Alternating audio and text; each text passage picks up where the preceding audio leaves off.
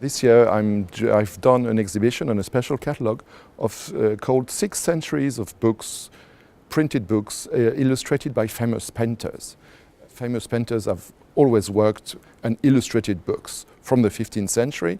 We are starting in this show with the first illustrated edition of Dante, printed in 1481 and illustrated after drawings by Botticelli. We also have a book illustrated by Leonardo da Vinci.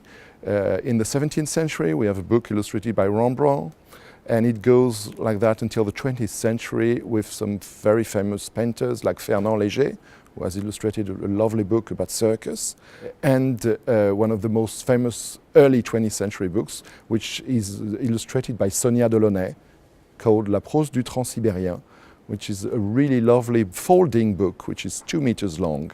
The Delaunay book was printed in 1913, right before the war.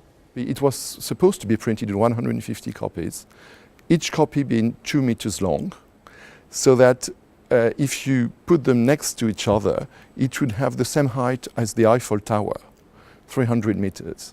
But I mean, the war came and they couldn't print 150 copies, so this book is extremely scarce.